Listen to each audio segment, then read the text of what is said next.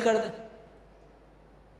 تو جو میں نے آپ سے پہلے کہا تھا کہ احادیث کے اندر جو وعید ارشاد فرمائی گئی ہوں تو ان کو آزمانا نہیں چاہیے۔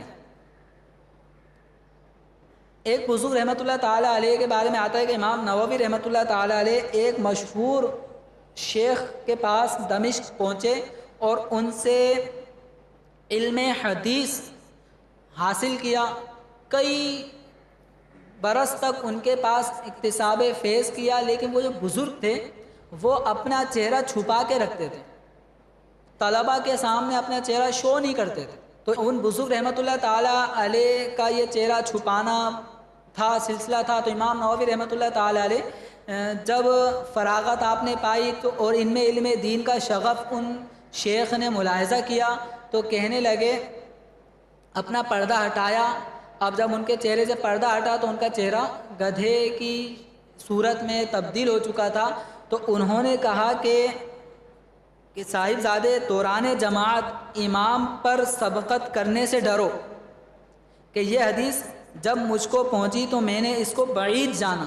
میں نے کہا ایسا کہاں ہوگا کہ گدھے سے چہرہ کسی انسان کا تبدیل ہو جائے؟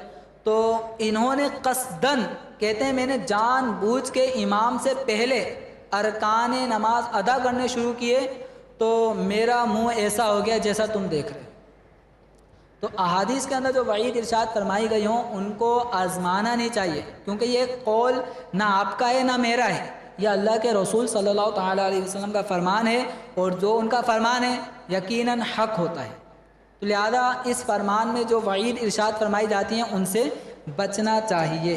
نماز میں الٹا کپڑا پہننا یہ مکروہ تحریمی ہے۔ بعض اوقات جلد بازی میں قمیض الٹی پہن لی، شلوار تھی وہ الٹی پہن لی، تو شلوار الٹی پہن لی، قمیض الٹی پہن لی، شرٹ الٹی پہن لی، تو الٹی شرٹ پہننا، الٹی قمیض پہننا، شلوار پہن کے نماز پڑھنا مکروہ تحریمی ہے۔ اگر نماز پڑھنے والے کو پتہ چل گیا کہ الٹی قمیض پہنا ہوا ہے تو اس کی یہ نماز مکروہ تحریمی ہوگی، یعنی پہلے سے پتہ ہو یا نماز میں توجہ گئی ہو تو یہ عمل مکروہ تحریمی ہے۔ اللہ تعالیٰ کے دربار میں بندہ اس حلیے میں آئے کہ جس حلیے میں یعنی اس کو شرمندگی نہ ہوتی ہو۔ اگر یہ الٹا کپڑا پہن کر کسی آفس میں چلے جائے تو اس کی کتنی بے عزتی ہوگی، کتنا شرمندگی کا احساس ہوگا۔ اللہ تعالیٰ کے دربار میں آ رہا ہے تو اس سے زیادہ اس کو اہتمام کرنا چاہیے۔ تو الٹا کپڑا پہن کے نماز پڑھنا مکروہ تحریمی ہے۔ ہاں الٹا بنیان کسی نے پہن لیا، اندر شرٹ ٹی شرٹ پہن لیتے ہیں، بنیان ہاف آستین کا پہن لیا جاتا ہے، وہ اگر کسی نے الٹا پہن لیا اور اوپر سے قمیض سیدھی پہنی ہوئی ہے تو اس صورت میں کراہت نہیں ہے۔ ٹوپی اگر کسی نے الٹی پہن لی، اوپر امامہ بندھا ہوا ہے تو الٹی ٹوپی پہن کر اوپر امامہ باندھ کر اگر کسی نے نماز پڑھ رہا ہے تو نماز میں کوئی کراہت نہیں ہے۔ ہاں اگر کوئی ٹوپی الٹی پہن کے نماز پڑھ رہا ہے، عام سی ٹوپی ہے اور وہ ٹوپی ایسی ہے کہ جس میں الٹا سیدھا ہوتا ہے اور الٹا ہونے کو معیوب سمجھا جاتا ہے، اس کی الگ سے سلائیاں نظر آتی ہے، لوگ مذاق اڑاتے ہیں، تو ایسی الٹی ٹوپی پہن کر بھی نماز پڑھنا مکروہ تحریمی ہوگا۔ اگر ٹوپی ایسی کہ الٹا سیدھا سب طرح چلتا ہے تو کوئی مذائقہ نہیں۔ اب انشاءاللہ نماز کے مکروہات تنزیہیہ کا بیان ہوگا۔ یہ بھی ایک تعداد ہے ان کی کہ جن کا ارتکاب عام طور پہ نمازی کر جاتے ہیں، تو ان میں سے بھی چند ایک یہاں پہ سنتے ہیں۔ دوسرے کپڑے میسر ہونے کے باوجود کام کاج کے لباس میں نماز پڑھنا۔ دوسرے کپڑے موجود ہیں پھر بھی کام کاج والے لباس میں نماز پڑھتا ہے۔ عام طور پہ کام کاج والا لباس میلا کچیلا ہوتا ہے، تو میلے کچیلے کپڑوں میں نماز پڑھنا یہ مکروہ تنزیہی ہے۔ عام طور پہ کپڑے گندے ہو جاتے ہیں، موٹر میکینک افراد، موٹر بائنڈنگ والے کام کرنے والے جن کا آئل سے اکثر واسطہ پڑتا ہے تو ان کے کپڑے میلے ہو جاتے ہیں۔ تو اگر میلے ہیں تو ایسے میلے کپڑوں میں نماز پڑھنا مکروہ تنزیہی ہے۔ کب؟ جب کہ آپ کے پاس اور کپڑے موجود ہیں۔ تو عام طور پہ اور کپڑے موجود ہوتے ہی اپنے گھر سے اچھے صاف ستھرے کپڑے میں ہی آتے ہیں، دکان میں آ کے شاپ میں آ کے اپنے کپڑے چینج کرتے ہیں، تو نماز کے لیے ایسے اسلامی وہ سستی کا مظاہرہ کرتے ہیں۔ اگر اس آدمی کو شادی میں جانا ہو تو کبھی اس میلے کپڑے میں نہیں جائے گا، کسی تقریب میں جانا ہو تو کبھی ایسے میلے اور کچیلے کپڑوں میں نہیں جائے گا، اللہ تعالیٰ کے دربار میں آتا ہے ایسی عادت ہے۔ تو یہ کتنی یعنی اللہ تعالیٰ کے دربار کی اہمیت کتنی ہے۔ تو ایک آدمی یہ اگر ایک بزرگ کا مقولہ ہے کہ جو آدمی یہ بات جاننا چاہتا ہے کہ میرا مقام اللہ کے ہاں کیا ہے، میرا مقام اللہ کے ہاں کیا ہے، میں اس کا محبوب ہوں یا نہیں، تو وہ یہ غور کرے کہ اس کے دل میں اللہ تعالیٰ کا کیا مقام ہے۔ تو اللہ تعالیٰ کے دربار میں آتا ہے، میرے کچیلے کپڑے پہن کر آ جاتا ہے، اور شادی بیاہ میں جاتا ہے اچھے سے اچھے کپڑے پہن کر جاتا ہے، تو یہ دیکھ لے کہ اپنے سیٹ کی ویلیو زیادہ ہے اس کے دل میں یا اللہ تعالیٰ کی قدر زیادہ ہے۔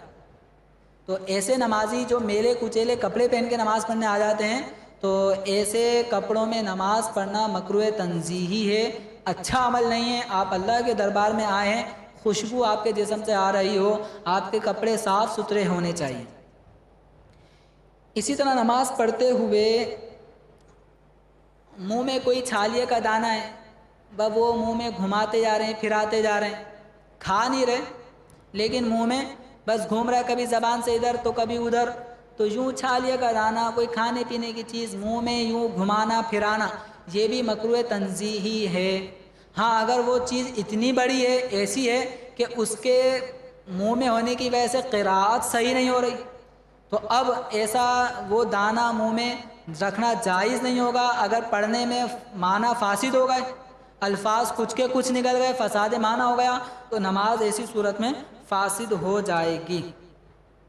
سستی کی وجہ سے بعض لوگ ننگے سر نماز پڑھتے ہیں، تو ننگے سر نماز پڑھنا بھی مکروہ تنزیہی ہے۔ البتہ اگر نماز برہنہ سر کوئی اس لیے پڑھ رہا ہے کہ ٹوپی رکھنے سے الجھن ہوتی ہے، الجھن ہونے کی وجہ سے نماز میں توجہ بڑھتی ہے، اور اگر میں بغیر ٹوپی کے نماز پڑھوں گا تو نماز میں خشوع خضوع پیدا ہوتا ہے۔ اب یہ نمازی ہر شخص اپنی کیفیت خود ہی ملاحظہ کر سکتا ہے۔ تو یہ اصول فقہاء کرام نے لکھا ہے کہ کب نماز کے اندر کراہت ہوگی، کب نہیں ہوگی۔ تو اگر نماز پڑھنے والے شخص کو ننگے سر نماز پڑھنے میں خشوع آتا ہے، خضوع آتا ہے، یعنی اس کی توجہ نماز کی طرف رہتی ہے ننگے سر نماز پڑھنے کی صورت میں، اور سر پہ ٹوپی رکھنے کی صورت میں توجہ بڑھتی ہے، خشوع خضوع میں فرق پڑتا ہے، تو یہ برہنہ سر نماز پڑھ سکتا ہے۔